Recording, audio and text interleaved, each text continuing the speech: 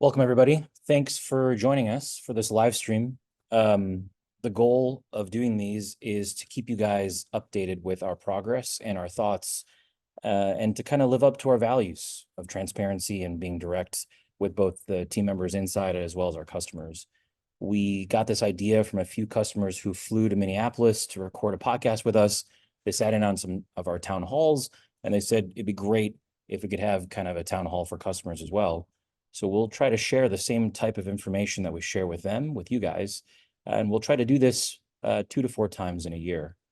Today, the goal is for you to hear from a wide variety of folks around the company. People will be demoing software, they'll be talking about our roadmap, they'll be talking about some of our thoughts, and I'll answer some questions that were asked before and also talk a bit briefly in the beginning about our strategy and about our progress and what we're trying to do here.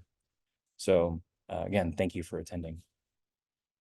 One of the most important pieces of who we are is that we are not manufacturers. We are a software company. We're applying technology to your industry.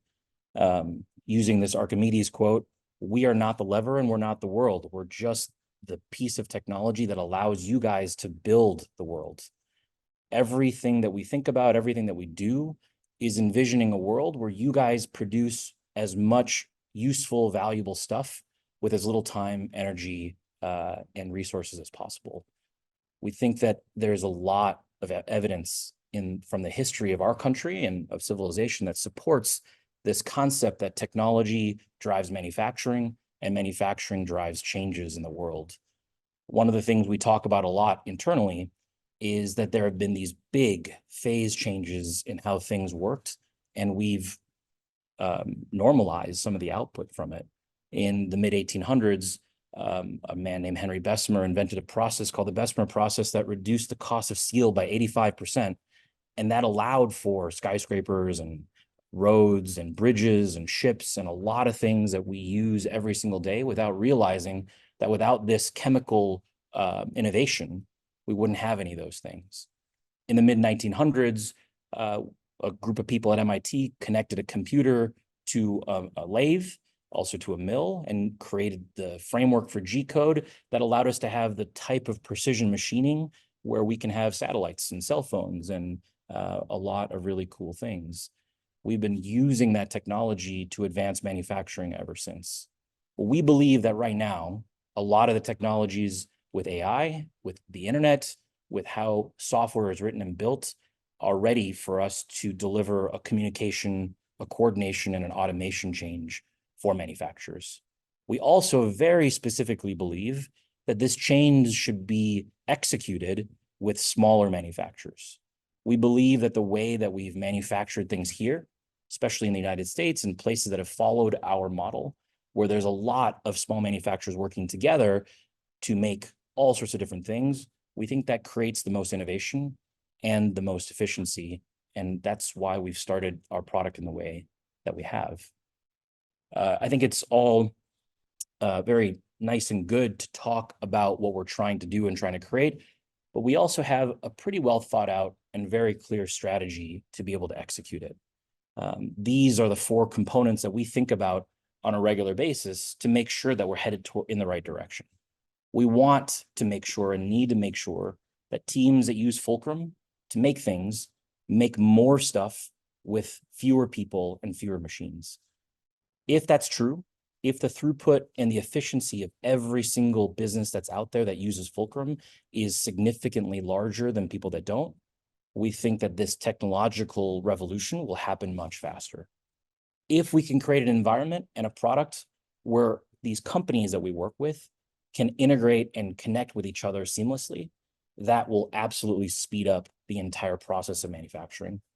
If we can integrate our product with other products that shop owners and operators use, then we can increase the flow of data and information and reduce a lot of tedious tasks. And if we can make it so that the experience with Fulcrum is delightful from human interaction to the interaction with the products, then we can make sure that people will enjoy using the product and continue to use it for a long period of time. If we accomplish these 4 things, we think that this vision of how manufacturing could happen will emerge out of that effort. And we've made some progress. We've made some progress largely thanks to working with you guys, both individually and observing how you guys operate as a whole. We have, over the last couple of years, measured that customers who use Fulcrum, on average, grow their headcount about 2%, but their revenue grows about 42%. They're able to do dramatically more business than before with the same amount of people. Now, not everybody that's on Fulcrum has used it for a full year, and it takes some time to get onboarded and to acclimate to the differences of how to use Fulcrum compared to other legacy products. And we're doing as much as we can to make the implementation process as quick and as efficiently as possible. But one of our North Stars is to measure how well are our customers doing, and are they doing better than folks who aren't using Fulcrum? This isn't good enough. There's a lot more that we can do. There's a lot more functionality we can implement. There's a lot more that we can introduce, but there's also other work to do as well. And we'll talk about how we're handling problems that we have right now: performance problems, stability problems, improvements that we need to make and have been making in our integrations. But this is our first challenge, the thing that the product team looks at often, and something that we think about and reflect on when we're visiting customers and touring their shops and looking at how Fulcrum is changing their business. We also have a lot of usage increase. Over the last year and a little bit, the amount of Fulcrum users has grown by 5x. In the same period before, it grew by 2.5x, so that growth is accelerating. The usage per customer is increasing, so people are using more and more of Fulcrum, which is great. The more data and the more live it is, the better the output of our scheduler and other artificial intelligence products are. And about 84% of all of the headcount within most of our customers, on average in our customers, are using Fulcrum. And that's really encouraging. That's something that we really wanted to make sure that we're able to capture. In the beginning, one of the theories was that we could build a much narrower product, just a scheduler or just a job tracker.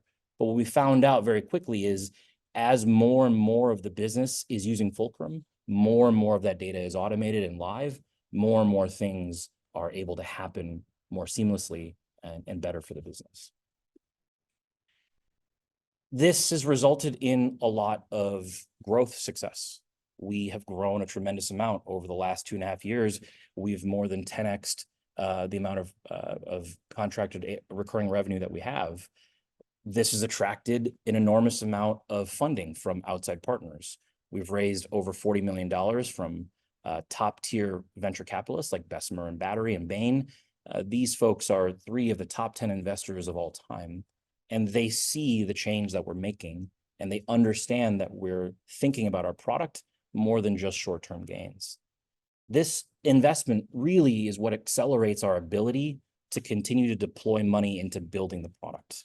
And that is what our ethos is. We have continued to use this advantage of money raised and equity sold, not to grow even faster, but more importantly, to keep investing in the product.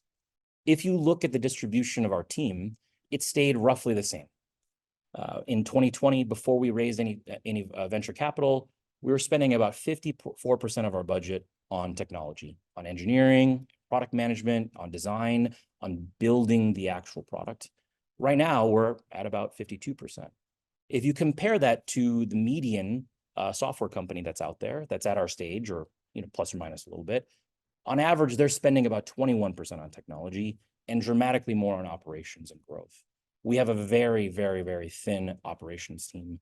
Our finance, our legal, our HR expense is as low as it can be. We do that so that we can do as much as we can to build the product and continue to invest in it. Sometimes those projects take a long time. Sometimes we miss. But in general, we win more on developing technology than other companies. What we've done with this most recently, though, is we've split the company up into three groups. One group is working on what we call the platform. This is speed improvements and reliability improvements. It's security. It's refactoring the database so that you can pull reports and connect with other data BI systems much more easily. It's improving the infrastructure so that we can scale out better. It's adding general functionality, things that every company needs. and also adding AI features that require a ton of data to be able to train and to build, and also advancing different types of algorithms that we use to solve challenging problems like scheduling and like purchasing. There's also now engineers that are dedicated to improving the API integrations and will in the future be working on vendor automation, integrating you with your the vendors that supply you raw materials or outside processing, a customer portal that has been rolled out as a beta that will be advanced as well, and a vendor portal for people to upload things to you, all with the North Star of how do we improve your operations. And then lastly, there's a group of engineers that are working on what we call a category. We're working on building industry-specific features, allowing people to personalize their Fulcrum instances and customize it, all while not disturbing other people's software experience. We think that creating these new teams that are focused on performance and stability, that are focused on integrations and connectivity, it's time. We're still building those core features, but we need to invest a lot more in making sure that even the little details are as good as the big technological breakthroughs that we've created and distributed. I'd like to turn it over to David Brett. He's a product manager here at Fulcrum. He's going to talk a little bit about a BOM Uploader, which uses some AI functionality to help reduce the amount of effort it takes to pull in drawings and bills of materials. David, take it away. Thanks, Sunny. Yeah, as Sunny said, I'll be talking about how we can automatically create a bill of materials from your customer's drawing. So let's take a look at how that works. First, we upload a drawing.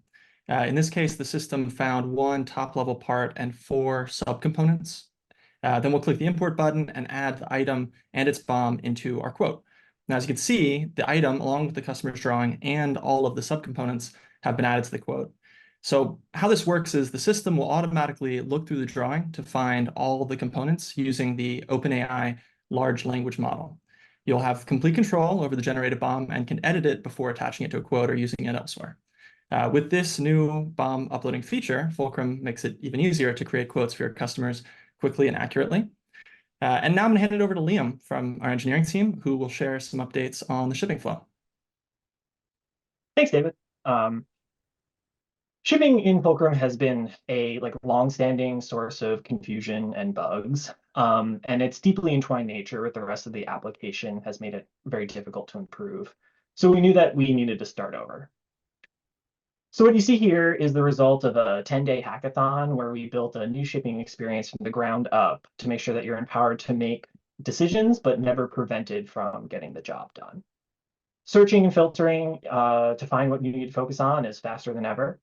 And shipments are now made up of a pack list of line items. And here you can see all the available inventory in Fulcrum, and you can choose where you want to pack from before you ship out the order. You can select any of these lots and locations, and the system is going to trust that you know best. If you're only ready to ship out one item from the pack list, no problem. Just move the rest of it to a new shipment and then get that order out the door.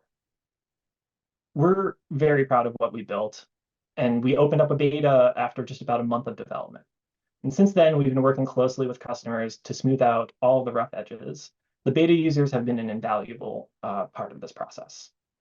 We're confident that new shipping is both highly functional and extensible to safely iterate on in the future. And this is not going to only benefit shipping, but it's going to benefit Fulcrum as a whole product too. We're going to be launching new shipping for all customers this summer. And now I'm going to hand it over to Emily on our product team. Thanks, Liam. All right, so we created a directory with over 10,000 materials that you can associate your items with. This standardizes data across the platform, and the value of that is that there's cleaner data entry, so it removes work to clean things up over and over again. And it also makes it possible for us to integrate with vendors in the future to make purchasing even easier. It also keeps data clean on an ongoing basis. So we've heard from a lot of you that it's really difficult to keep track of remnants. And because of this material concept, we've been able to build a solution for that. So when you're using material on the BOM, you can indicate your nesting details, and we're going to use that to determine or anticipate the amount of drop. Then in job tracking, when the operator completes the operation, a remnant will be automatically created and then added to your inventory. So this is just a building block for us to automate the most that we can so that you can focus on what you do. Next up, we have Maddie, who represents our support team. We'll talk about a little bit about the work that they do there. Thanks, Emily. Hey, everybody. If we haven't met, I'm Maddie. And like Emily mentioned, I'm on the support team. So in Q1 of this year, we created this team with the goal to increase focus for both you, our customers, and our teams internally. And because of that, the support team is mostly made up of engineers. Myself and my teammate Katie are actually the only non-developers on the support team where, we fall into that customer service category, but everyone else is an engineer. We have 6 developers, 2 of whom were implementation managers at Fulcrum prior to joining the support team. One of whom was actually a Fulcrum customer before joining our company as well. And then we also have some senior devs, one of whom has been with Fulcrum for about 4 years and has prior experience in software development and robotics at NASA. So I share all of this to kind of illustrate that in building the support team, we are hoping to get you, the customers, in contact with the people that can solve your problem right away, right? Directly in touch with the people that are working on the code and fixing those issues that you come across. So as a result of that, we are able to be much more responsive, and our average reply time is currently around 2 hours. We're also able to address issues that are non-critical, right? Those things that you're just coming across day to day. We have more bandwidth to address those. And it's also increasing focus for our other teams to do more of that development work. One challenge that we're working through right now is the split between account management and support. So before the support team existed, you had a customer success manager, right? And that person would handle both day-to-day issues and higher level success conversations. But now that's split out. So there's a huge benefit in this, in that your account manager can really focus their attention on the long-term success of your business and how you're utilizing Fulcrum. But there is a white space that's created between support and account management. So that's something that we're working through right now, but it has been one challenge that we're facing. Next up, I'm going to hand things over to Travis, who is an engineer on our integrations team. He's going to share about how our approach to integrations has changed and how we're scaling now. Thanks, Maddie. So our first integrations were pretty much one-off. Now we're adding 100 customers a quarter, and we have a whole new challenge. This year, our integrations have handled almost 2 million actions, and the number of actions we're handling per month is increasing 35,000 month over month and growing. In response to this growth, the integrations team has scaled with almost a third of our dev team dedicated to making sure our integrations are performing better than ever. We've changed our integration architecture so that the time to build new integrations will be significantly shorter and support existing integrations will be easier. But our eyes aren't only on fixing issues and increasing performance. But as you've come to expect from Fulcrum, we're also set on providing amazing features. Today, we facilitate sending emails, but we want to make our process seamless. In the future, we will scan your incoming emails for quote requests and automatically leverage the BOM Uploader David just talked about to create quotes that have items and their BOMs already created, allowing you to respond to your customers in record time. Now I'll pass it off to Alex on product to talk about the surveys many of you filled out. Hi, yeah, thanks, Travis. So I'll talk a little bit about where we are right now, and then I'll also talk a little bit about where we're headed. Yeah, we did a survey. Many of you probably saw it. Many of you took the survey, but it's really, really important for us to get feedback from our users to help inform where we're trying to go. So in this survey, the format was basically we asked the question, how disappointed would you be if you couldn't use Fulcrum anymore? And so the benchmark for that type of survey is 40% of your users would be extremely disappointed if they couldn't use your product. And so that's what we're looking at whenever we're trying to gauge kind of the sentiment of our users. And really one of the big things that came out of this for us is just the understanding that we have a really different experience for different users. As you can kind of see in this graph, this is showing where we are compared to that particular benchmark. For certain users were already there, but others like the operator experience, we have a long way to go. And so that's why the shop floor experience and kind of making improvements there has been so important to us. And I'm sure you've seen a lot of the updates that we've been coming out with are really around that particular topic. But we really believe that that instant collaboration on the shop floor is what can drive really tangible increases and improvements in the throughput of the shop and sort of the actual productivity of the team. And beyond that, that data that we're capturing for the shop from the shop floor is really, really, really critical for us to be able to do some of these bigger things that we want to be able to do with AI, with automating a lot of these more complicated decisions. We need really clean data, and we need a lot of it. And so there's different features that we're adding in also from the shop floor perspective to allow we'll just make it easier to understand what data you're about to submit to the system, make changes to it, check it kind of before you submit everything into the system. So that's been a really big focus for our team. But going, zooming out a little bit and talking about where we're going through the rest of the year, a lot of our team kind of just talked through a second ago some of the bigger projects we have underway, some of the bigger projects we're working on, but kind of tie some of these together. A really big theme for us is stability, and so you'll see about 65% of our tech resources are actually allocated to projects around improving the performance, site speed, stability of the product sort of overall. And so what our expectation is at the end of a lot of those different projects is it should feel unquestionably sort of reliable in terms of speed and data integrity of everything in the system. And a lot of the projects that we already discussed kind of fall into that bucket. So that shipping full revamp that Liam hit on, a lot of the integrations work kind of fits into here. We have a big database update that kind of fits into there. The next big bucket we have is we're lumping into sort of user experience. So a lot of that related to the job tracking work that we've been doing. There's also some bigger projects we have underway to just make it easier to change in progress work that should also aid the user experience, but more on the office side of things. And then the other kind of big theme we have is around decision making. So this involves getting really good data into the system. That has to do with, again, some of the stuff we did with job tracking, a lot of stuff we're doing with the BOM and routing imports. So how do we just get data in there faster and more accurately? But then the other side is actually doing things with that data. So that's dashboards or reporting.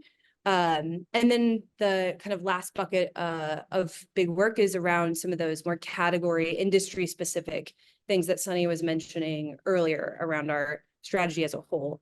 And so we have several features that are a bit more industry specific. So like the materials database, we're working on incorporating a better sort of nesting concept, revamping work orders. We expect a lot of that to be wrapped up by the end of Q3 and then moving into sort of our next target industry from there. So we have a lot of stuff planned for the product over the rest of the year. But one thing we haven't done a ton in the past is actually talk about ourselves a ton in the market. And so Carolyn from our marketing team will talk a little bit about what we're planning to do there and how we're trying to kind of get out there a little bit more than we have in the past. Thanks, Alex. Yeah, so while marketing is one of our smallest teams here at Fulcrum, we have a lot of big plans to spread awareness, create good vibes, and help our growth team find not just any customer, but actually the right customers. Currently, we're spending a lot of our time focusing on events. So you may have seen us hosting some local ones, but we found that the way we can engage most directly with the industry is to actually host these small events, to talk to people on a one-to-one basis with the goal of creating small communities who can connect and learn from each other and who we can learn from as well. So looking ahead, we're going to continue to do these small events. So we're also going to do some bigger ones like FabTech and IMTS in the fall, and some local association events as well. We're also going to be hosting a series of user conferences starting this June here in Minneapolis. The goal is to get your guys' feedback, provide some training, answer questions, and spend time getting closer to our user base. So if you're interested in that at all, let us know and we'll get you on the list to join. So a big thing that we believe in is really creating these communities and hearing from you guys. So we're going to keep asking for more feedback and to get involved with your teams. This week, or actually next week, we're going to be going to Ohio and bringing a group of engineers and product managers to talk with the shop there. We're going to be working alongside them because we believe this is crucial to us building a better product and understanding and learning from you guys. So if any of you would be interested in allowing us to come onto your sites to learn from your shops, we'd be more than willing to come out there and talk to you as well. So let us know in the chat or message us. But some other things from marketing, we really need your guys' help as we continue to try and grow. So we're focused on 3 things. 1 is having the right people know that we exist. 2 is making sure that they have good vibes about who Fulcrum is. And 3, ensuring that they're interested in the product for the right reason. So many of you are already some of our biggest advocates, and we really appreciate that. But there are some ways you can continue to help us. 1 is just get out there in the industry, talk about us, share your stories on social media. If you have friends who are in the industry, send them our way. We'd love to talk to them. If you have people you think we should follow on social media, or people who you think have great stories to tell, we'd love to hear from them as well. Let us know what content you're interested in so that we can follow along with it and also share it on our platforms too. If you're going to any events, let us know what they are so we can attend them too. And most importantly, join us on our podcast if you're available, and tell your stories, and then be open to talking with us and sharing your ideas so that we can continue to share them with our space as well and learn from you guys as much as we possibly can. But that's what's happening in marketing. So I'm going to pass it back over to Sunny to talk about, wrap everything up and talk about some of the questions that you guys have submitted. Thank you, Carolyn. So out of the questions that were submitted, almost 30% of them had something to do with AI. So I thought it'd be valuable to talk a little bit about how we see this problem and this new evolution in computation that's happened over the last few years. And just as a little bit of a history lesson, I wanted to talk about what AI is and what it's been called in the past. It's important to understand that people have been throwing around this acronym, artificial intelligence and AI, for decades, and it can mean a lot of different things. At its core, we say that when a computer is able to think for us or to make intelligent decisions, that's artificial intelligence. But there are techniques like Monte Carlo analysis that have been around for decades and are really valuable. There's a lot of products that are out there that feel like the computer is smart, and they're using algorithms and techniques that are really robust and have been around for a long time.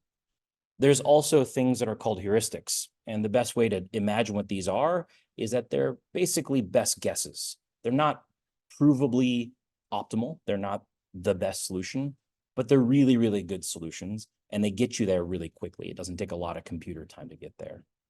There's also a lot of stuff that's happened in the world of computational solvers. Imagine really large scale algebra that's being done to solve things like scheduling or to solve things like planning and forecasting and things like that.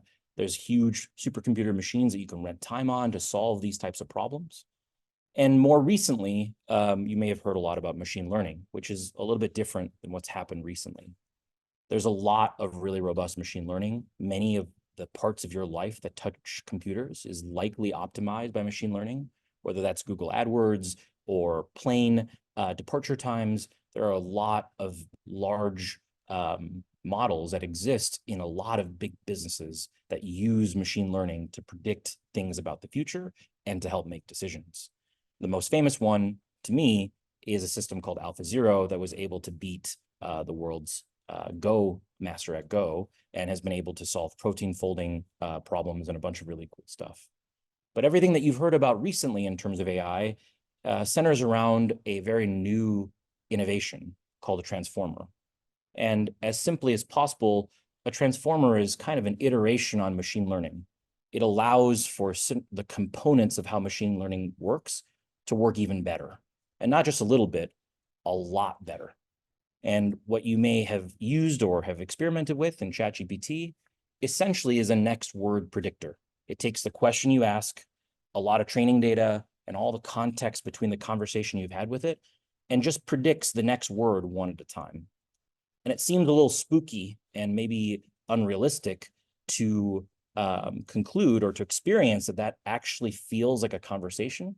We don't really exactly know why it works or how it works, but we know that given a lot of testing and a lot of analysis, it's actually very, very intelligent at predicting the next word and coming up with information. So all that being said, how are we integrating this innovation into Fulcrum, into the product that you use? Well, for us, we have a very specific challenge. We need to create valuable features for manufacturers. And there are a lot of things that are valuable, assessing the sentiment of an email or shuffling something to the top of your inbox or doing some other things that are like that. But for us, we want to focus on things that we're able to do for you that are really valuable, that move the needle, that can measurably improve your production throughput and the quality of the work that you do and the quality of the customer service that you're able to provide. For us, what we really see internally is that as we continue to grow, as we get more and more customers, more and more users, and more usage, more and more data, we can actually then start to turn some of this technology that other people have built and apply it towards your problem specifically. Really, you can look at all of the data buckets, the way that you look at data from the past, as segregated, as siloed. You had job costs and sales information and invoices and production data and all this stuff. We here are working to unify that, to create one unified store of information within Fulcrum for you. The data that you have already is already in a place where it can be analyzed as a whole. We are already able to produce a schedule. We're already able to produce purchasing planning recommendations. There's already some benefits that are coming out of just unifying it. But in order for us to do more decision-making automation, in order for us to help you understand more than just what should you bid this quote out at, but what do we expect it will cost you to actually produce it? What margin are you likely to make on it? And what price range should you offer based on what lead time they want? These are very complex questions that are hard for even humans to answer, that there's a really, really high level of evidence that can be solved with just the data that our customers currently have.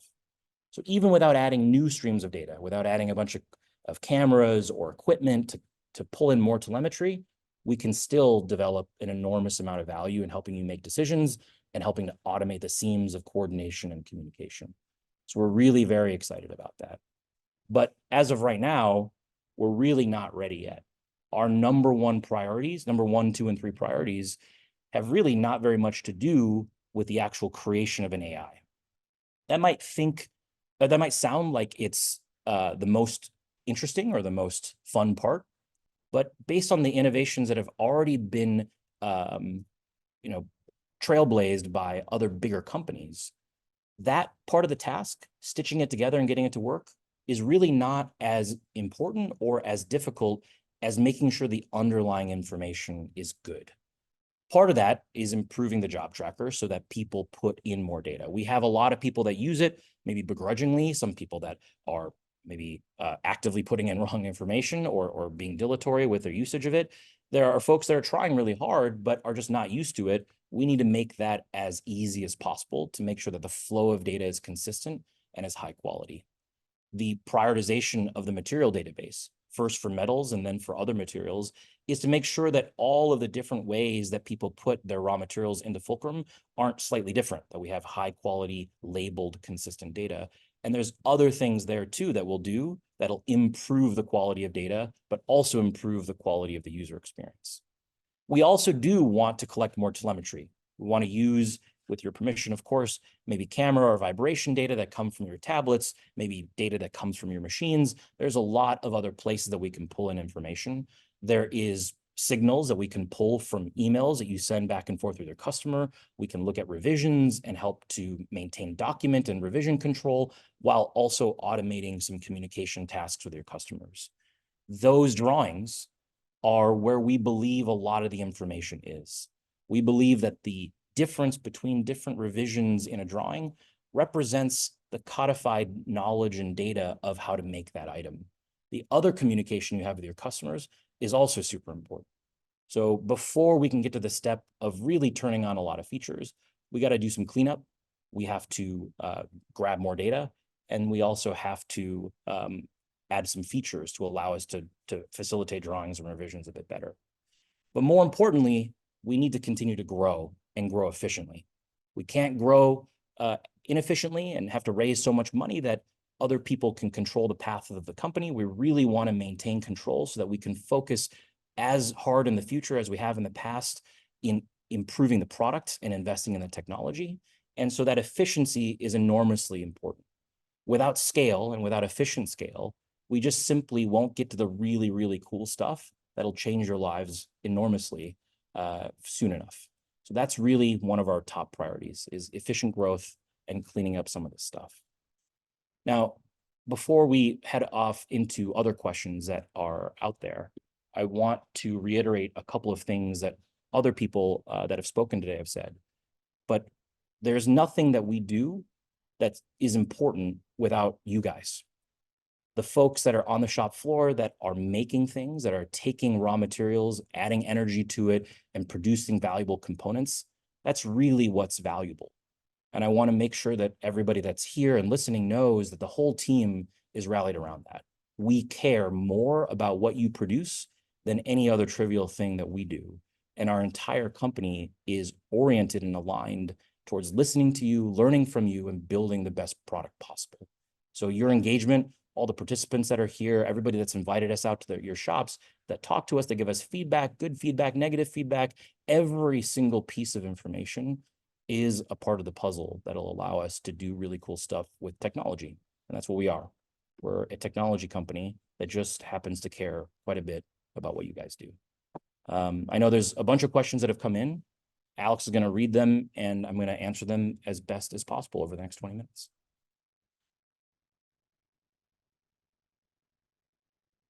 Yeah. So there's actually two different AI questions. So since we're on that theme, sort of, we can start there. But yeah, Alexander just asked, will you be uploading proprietary drawings into the OpenAI database? So we use the OpenAI interface through an API that's available to us in Microsoft Azure, and we use it in a protected state. So even though that large language model is assessing your drawing, they're not receiving any of the data. All the data stays within the walled garden of the Fulcrum database and data stores. All right. And then the other AI related question we had come in was, will AI be used to group a family of parts based on geometric features within solid models? This is from Steven. Yeah, that and a lot of other things to guess what your routings should be and what based on part geometry, what steps are needed to be able to produce that part, and also a bunch of other things. But the way to think about it is that the more variability there is, the more different answers that are potentially right, the more data we need. So in the short term, we're only going to be able to excellently solve the problems that we have enough data for. But right when that data is available, that feature will be pretty close right behind it. So I don't know how long it'll take for us to be able to gather enough drawings to be able to start estimating routings. But as we get more routing information, better BOMs and routings, better revisioning, better shop floor data, that really is the bottleneck. It's not as much something from a functionality standpoint. It really is that underlying data that we need. Cool. And then the next question was one that actually someone submitted earlier, but what's the primary focus for this year? What was the biggest accomplishment of last year? What has been the biggest struggle? I think focus itself is the primary focus this year. There's so many different things to go after. There's so many different types of customers that want to buy Fulcrum and use it. There's so many different ways we can take the product. There's so many features we can build. Really, I believe, personally at least, the wisdom of the situation is to focus on the core product, to make sure the little product details are delightful, to make sure that the polish is there so that as our customers are using Fulcrum to run their entire business, every little thing is in its right place. Now, that can be really tedious and it can be really gross, but I actually don't feel like anyone on the team has an aversion to that. And so I think that's probably the biggest accomplishment, is that we've been able to grow our customers and our products without significantly growing our team And we've gotten our team to be really, really, really great at talking to each other, at talking to our customers, and getting the right answer faster. So while it doesn't seem like maybe as glamorous of an accomplishment, getting this group of people to work really well together at solving these problems has been enormously motivating for me. I think the biggest struggle has been having an industry, a venture capital industry that is in a downturn, while there's actually quite a bit of problems for us to solve and quite a bit of growth we've experienced from a customer perspective. Those two lines have not crossed. We've had to learn to be more self-sufficient, which is a good thing, but it's something that we didn't plan for as soon as we had to. For those of you that don't know, we actually did a layoff last year around this time, and it was really sad. There were a lot of people that really cared about manufacturing that we needed to right-size the ship for the capital structure that's out there right now. So I think the biggest struggle has every single time you have a reduction in force, almost every single time, many times you actually go faster and do more. But the struggle was not having folks that we've worked with that care about what we're trying to do with us on the team. So that's been a pretty big struggle for us.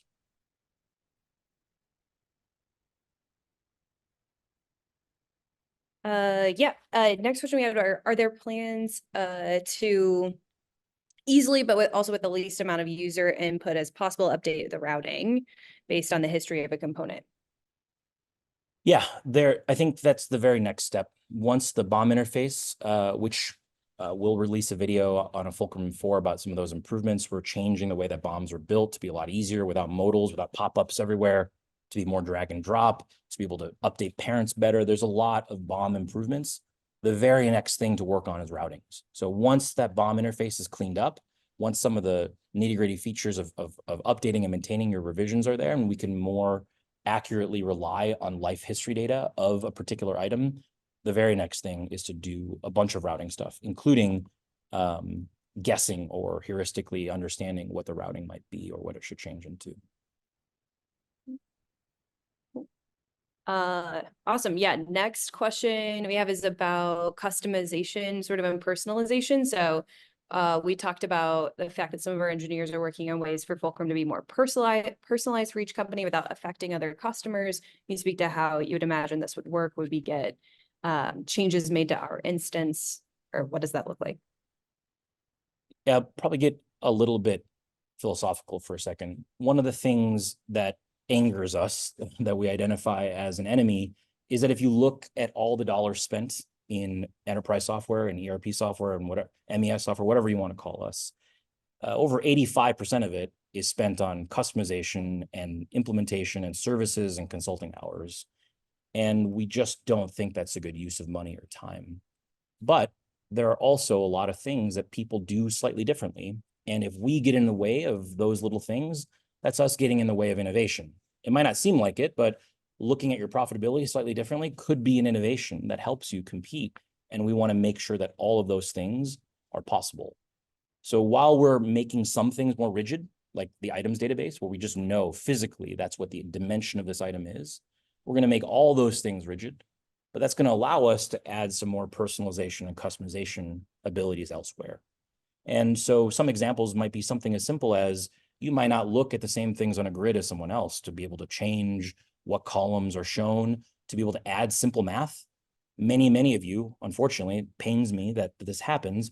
You export information from a grid just to add two numbers together or multiply it, to be able to do simple math, not a full-blown Excel formula, but something fairly complex inside that grid that's always there would be something that's, I think, very valuable for a lot of people. Or to turn certain features off, or to change the way that certain labels look or documents look. Those are things that will give you and your team the look and feel of how you want your data to be represented, not out in Tableau or somewhere else, but inside the product itself. That should get you a much closer experience than you're looking for, without having to do any sort of additional costs or customizations or developers that you have to hire or anything else like that. So that's more the flavor of what we're trying to push for. All right. Next question we have from Kirk about our plans with pricing and costs. So if we continue to invest in making Fulcrum more robust and deeper, could you expect that it'll still be affordable. Seems like other software is continuing to go up in price. So this is where there's some tension between us and our investors. We haven't ever done a price increase, and we believe that early supporters of the product deserve to have a cost structure that's different than the ones going forward. We also need to have what's called net dollar retention. We have to show growth in our user base. And there's a lot of reasons for that. The primary reason is that if the product isn't worth paying more for, then I have a very hard time as a CEO justifying all the investments in the product and technology. That's really as simple as I can put it. If we're spending in the future, if we get bigger and our budget gets bigger, we're spending tens of millions of dollars making the product better.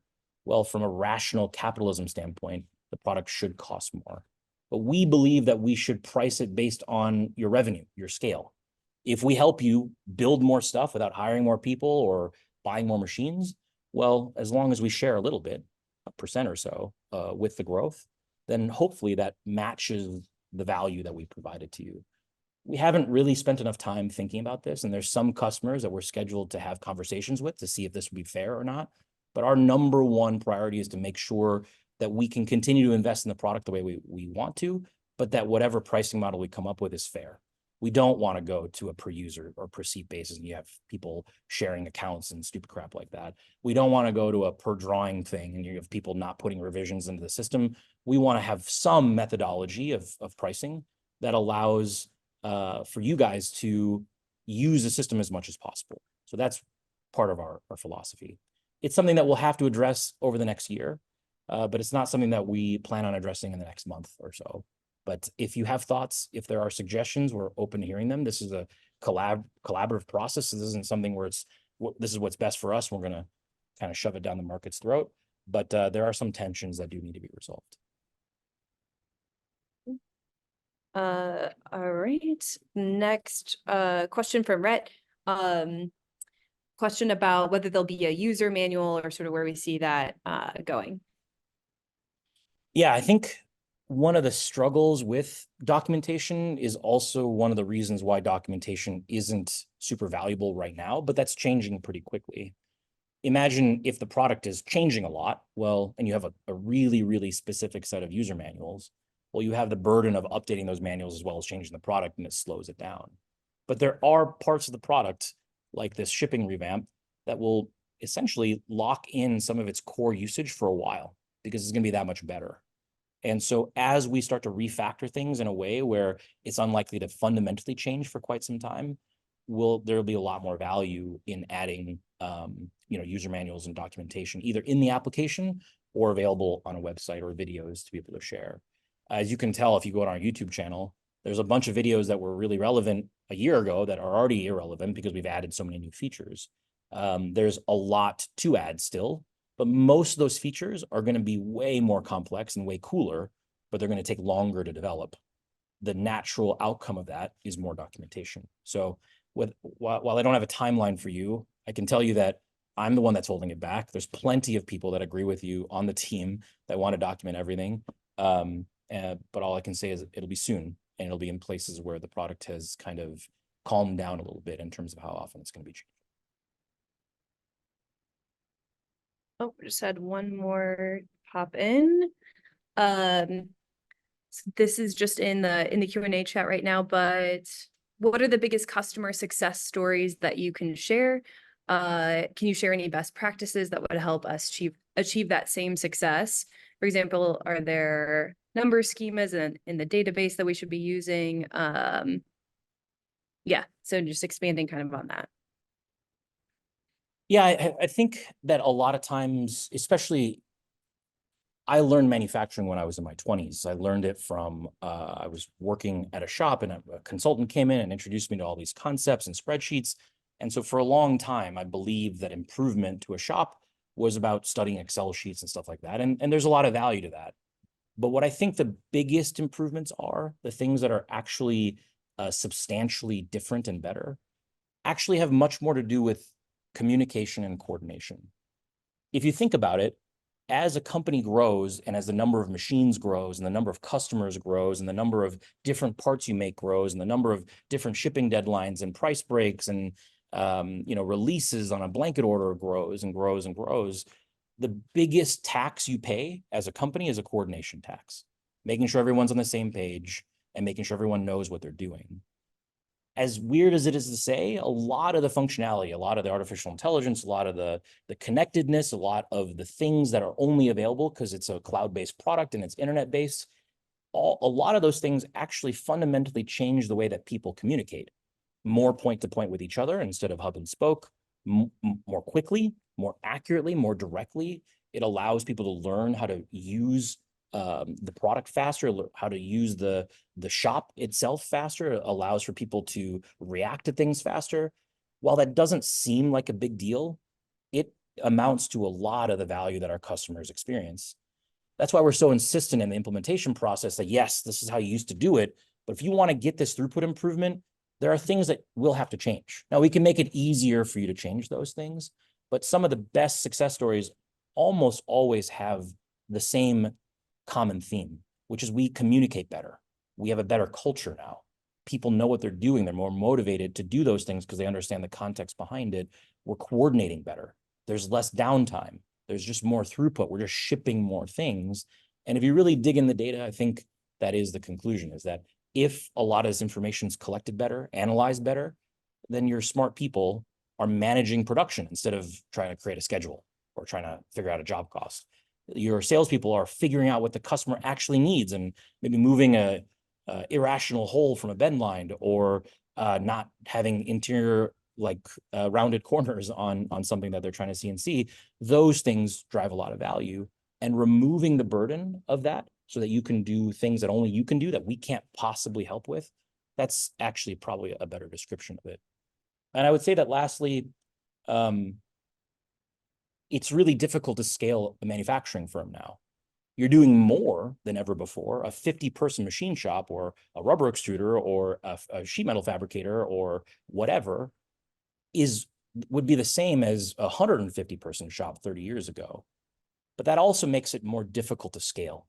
It means that hiring a whole new engineer, a whole new production manager, a whole new supervisor set to be able to scale to the next level is just that much more costly. Some of the folks that we've helped the most are the ones that Fulcrum has essentially extended those people 30 or 40 or 50% and allowed them to economically get to that next level and grow to that next plateau of economic viability. So all the stories that come into my mind relate around one of those components.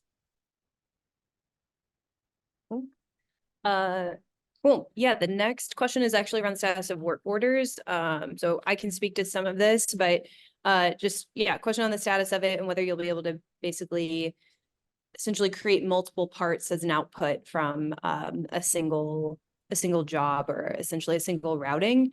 Yeah, that's a lot of what we're trying to do with that revamp. We're really rethinking work orders almost completely, but also trying to take into account the concept of nesting as well. So when you're effectively kind of what you're describing this question, but nesting multiple parts together onto one particular material, and the output of it is actually multiple finished goods or multiple subcomponents.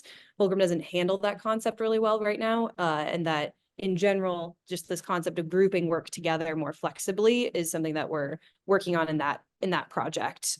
So that's getting kicked off here shortly. We've already started some of the discovery and sort of research phase of everything, but we'll be getting into the design and engineering here soon. Next question, is about the network. So, what does the start of the network look like for you? For instance, subcontractors being able to set up pricing models in Fulcrum, eliminating the need to send out quotes. Can you just describe some of that, Sunny? Yeah, I think that a lot of people have tried to network manufacturing. I think it's fairly obvious. One of the things that somebody who was on the team before introduced as a concept is that manufacturing is actually already a network. It's just an analog one. It's through emails and faxes and phone calls and stuff like that. Digitizing it is the thing that we want to do. And there are some sneaky things that already exist. There are companies that have multi-sites that can communicate with each other. There are some customers have vendors that are on Fulcrum that maybe do wire EDM in their machine shop, or they do powder coating and they're a sheet metal fabricator, or they do some sort of assembly, but they're a rubber extruder. Like there's a lot of overlap that we didn't expect.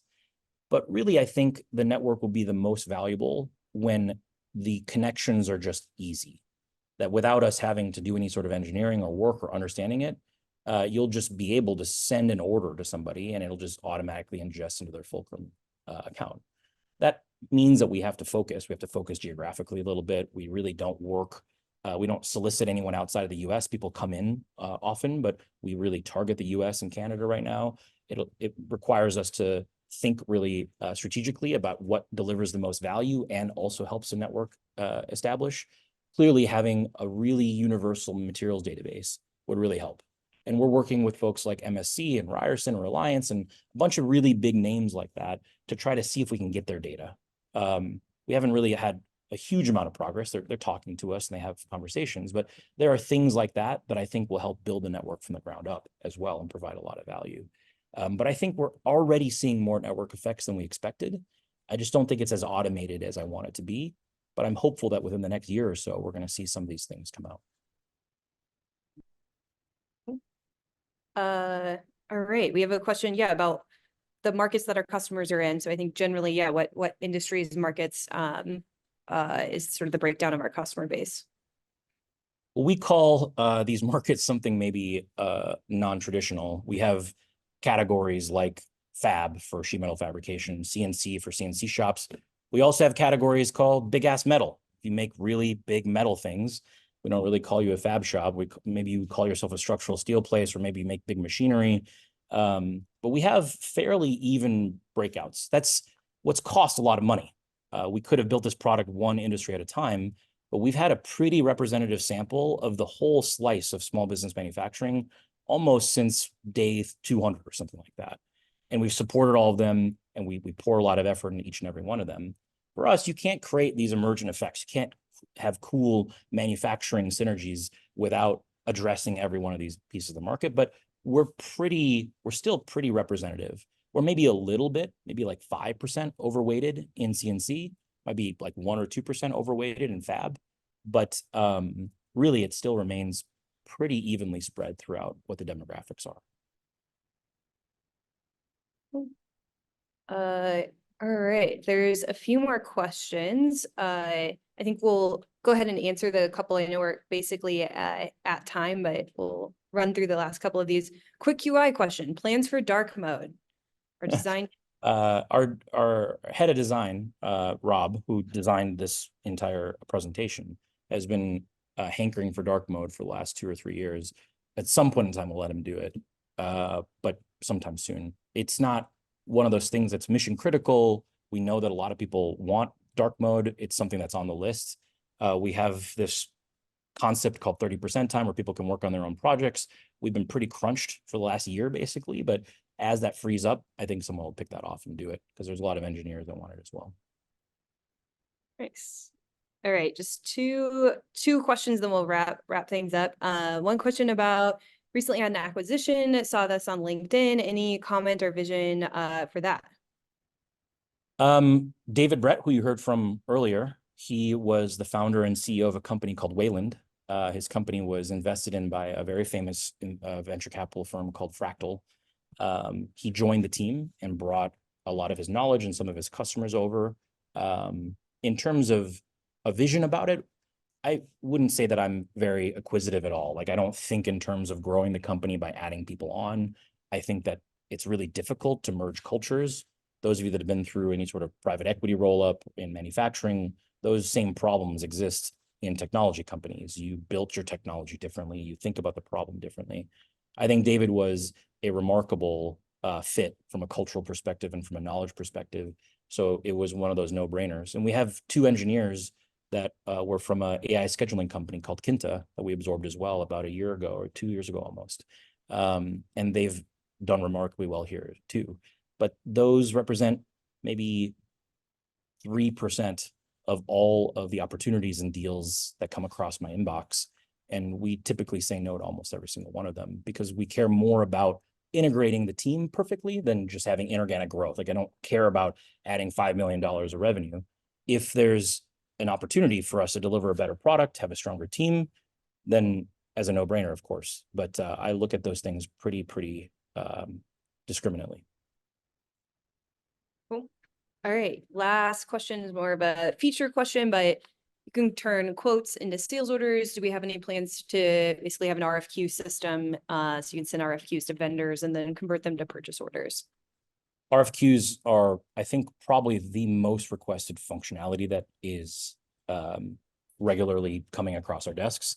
And I get it. It makes sense, right? You just can imagine that Fulcrum would do a better job than you doing it in a spreadsheet or somewhere else. It is gated behind a couple of other efforts, notably the shipping refactor. There's some things about how sales orders were built originally that tie into shipping in a way that would make it annoying to build RFQs. There are some pieces of functionality that are already there, kind of hidden behind the scenes. We can send emails out. We have a portal. So there's a few things that we are kind of migrating towards. There's 3 or 4 initiatives that once they coincide, will make doing RFQs the way we want to do it much easier.